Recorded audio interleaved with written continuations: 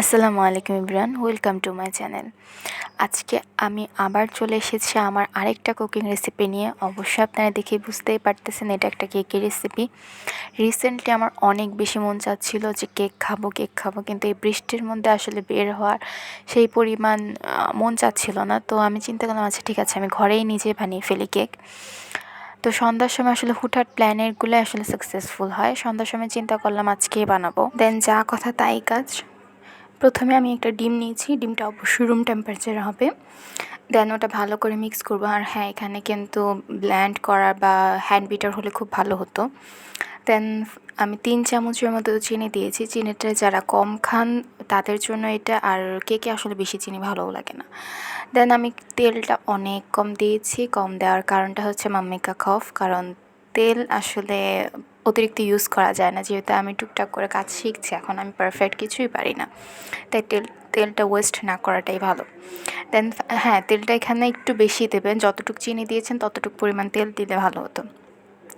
দেন এখানে আমি আটা বা ময়দা, যার ঘরে যেটা থাকে, ময়দা হলে বেশি ভালো হয়, আধা কাপ পরিমাণ দিয়েছি। মানে আধা কাপটা একসাথে দিইনি, অল্প অল্প করে দিয়েছি। পরে আমি দেখলাম যে আমার এই ডোটা বা এই কেকের মিক্সচারটা খুব বেশি স্টিকি হয়ে যাচ্ছে। দেন আমি একটু লিকুইড দুধ দিয়েছি।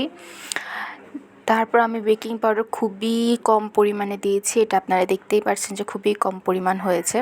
দেন যখন দেখবেন যে এই ডোটা বা এই মিক্সচারটা এরকম হয়েছে, তখন আপনারা চুলায় বসাবেন। আর হ্যাঁ, এখানে কিন্তু আমি নিচে পানি দেই নাই, বা আমি কিন্তু ওভেন টাইপের কোনো কিছুতে ইউজ করিনি।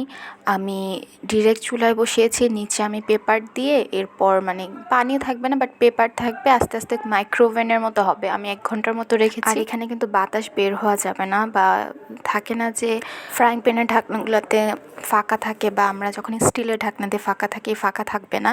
আর ফাঁকা না থাকলে আসলে পারফেক্টলি হয়। আমার কেকটা একেবারে পারফেক্ট স্মুথ হয়েছে। দেন আমি করার পরে আম্মুকে সারপ্রাইজ দিয়েছি। আমি করেছি, আম্মু বিশ্বাসই করছে না যে আমি কেক বানিয়েছি।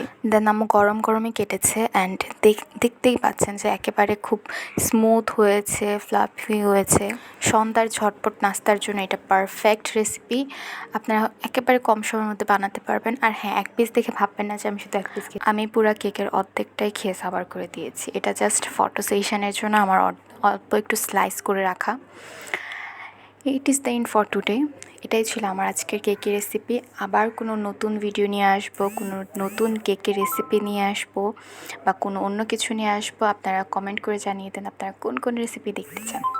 Thank you for watching. আসসালামু আলাইকুম।